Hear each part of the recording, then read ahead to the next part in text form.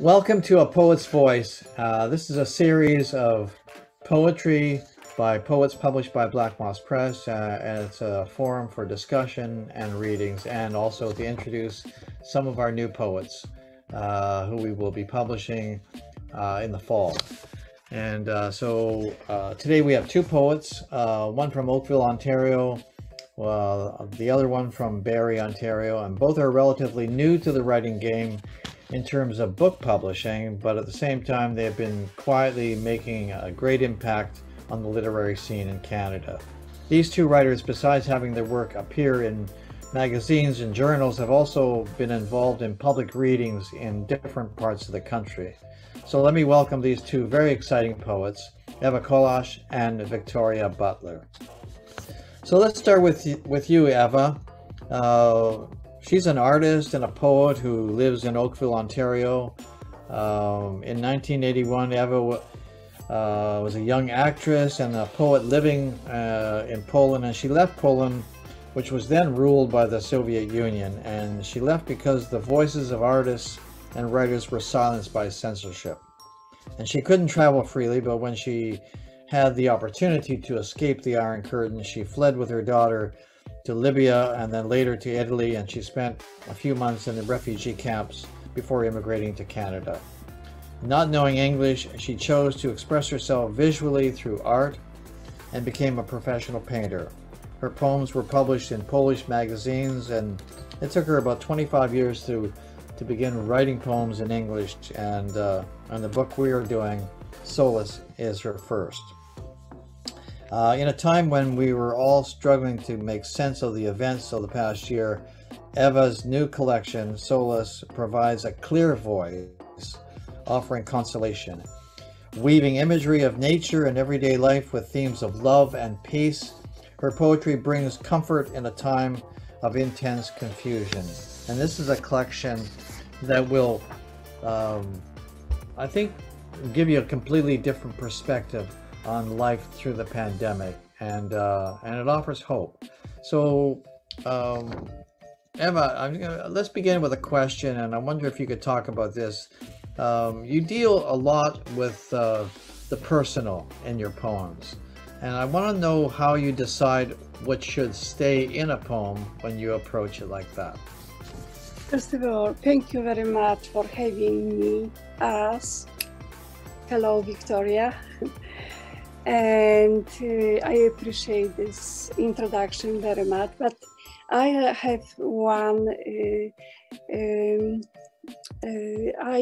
this is my third book, not first book, because first was Whatever We Are, then Love Poems, published by you with Laurence Hutchman. So this is my third, Solace will be my third book. Thank you very much for this thoughtful introduction about me. I'm very receptive about everything what is happening in the world. I observe, I reflect on it, and I try to put my thoughts and reflections into lines of poetry. Many times they're triggered by my personal situation. Recently, I'm dealing with grief caused by my sister's only sister. She's fighting dementia, and it's the last stages. So Solace is the very important book for me because the poems I was reading during the process of 1 year, when I was coping with grief, still coping, allow me to find a solution for myself, allow me to cope with it, and I love to share my thoughts with everyone who is going through such a period of time. As I mentioned, emotional stress, it's very important for me.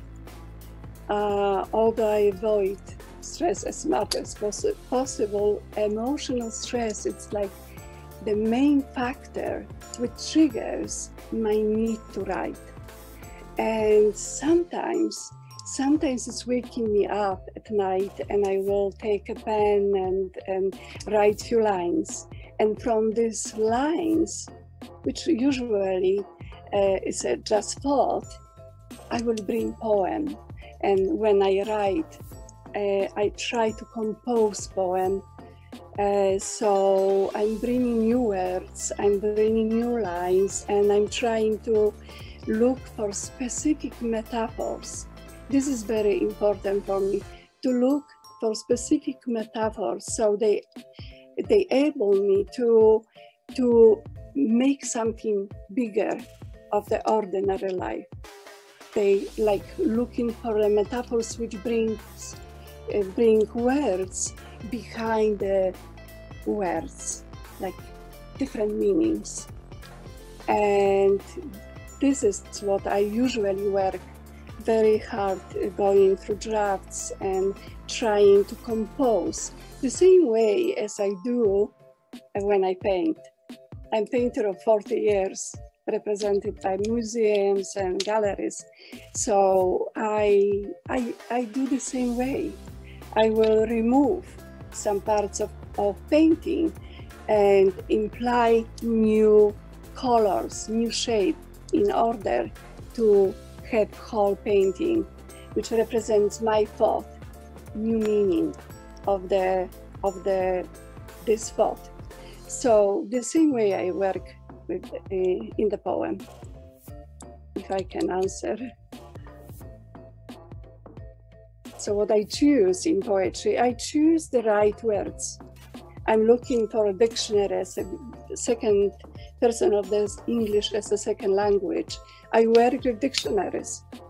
I try to find something which attract my mind, some strange words suddenly arriving and from dictionary, and it's triggered a next line, and I work until the poem is ready. Sometimes, like 15 drafts on the poem. I'm not easy in writing. It's quite difficult process for me, but also painting process is equally difficult. Well, thank you, Eva. There's a wonderful, almost philosophical sense to your writing. There's a couple of lines from one of your poems. You write, "I spent the night walking the darkness along the sea to touch something real, alive, and I found the refuge in the rain." And in a certain sense, it's very philosophical. But at the same time, you can feel the personal really emerging in your writing. So I'm wondering if you could read something that reflects that.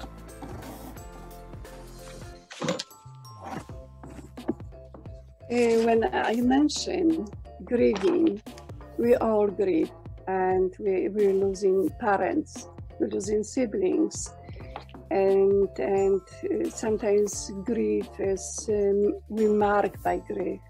And it's so difficult for us to find solution how to avoid thinking about this, where is the end of this? So I've chosen poem, "If Grief Would Go Down the River." Daily routine. At first, there is a kind of daily routine. The gentle teasing, one sweep after another. Your eyes follow the stray of waves without realizing that on return they could strike you with a punch, lacking mercy. The play. Grief rises to play, pushing you to run, so you run. It follows you to where the running had started a minute ago, like the other times. Down the river. If the grief would go down the river, along the twigs and weeds, down the rocks to the place of rest, then I would consider myself the lucky one.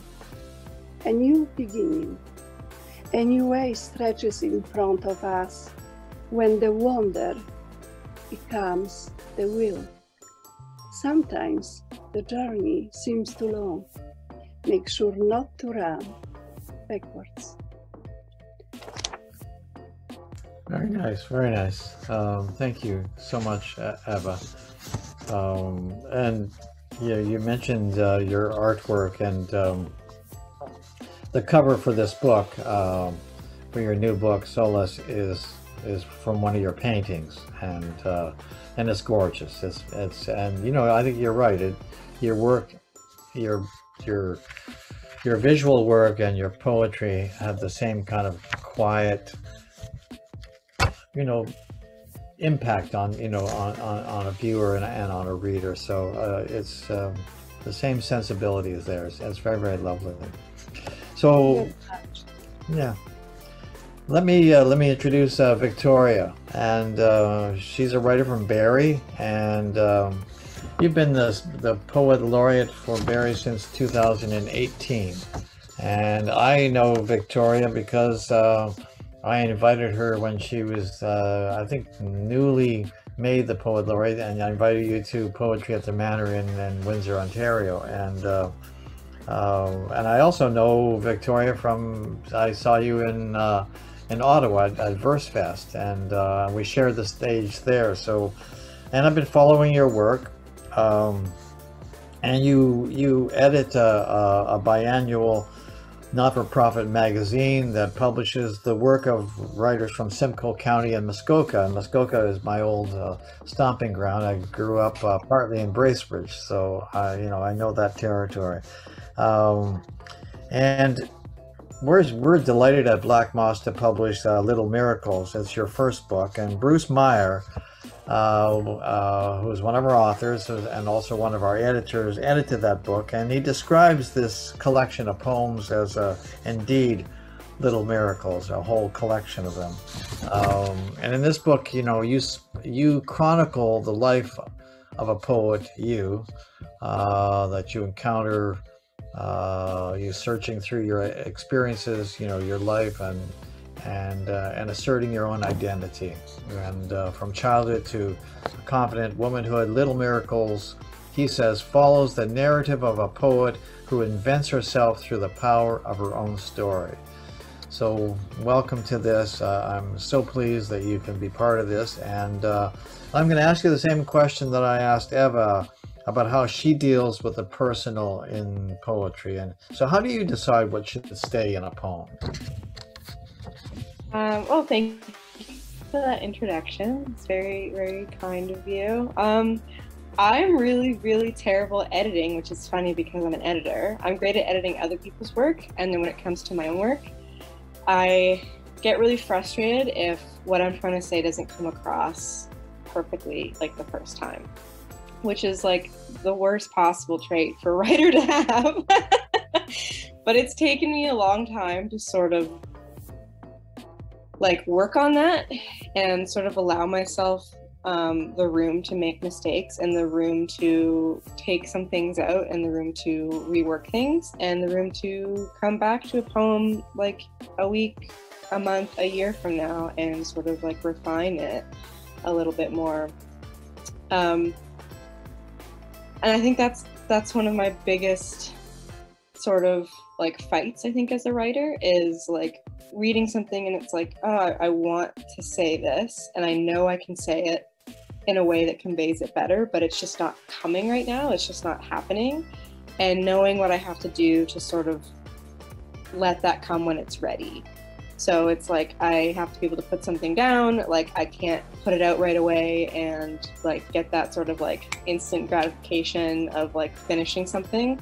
Sometimes I can. Like there are poems that I'm really lucky that just flow out of me and they're good to go right off the bat. But there's some where I know, especially if it's a really difficult experience or a difficult subject that I'm trying to write about, it's not gonna come out perfectly the first time because I can't translate it out of my brain if I still don't understand what I'm trying to say yet.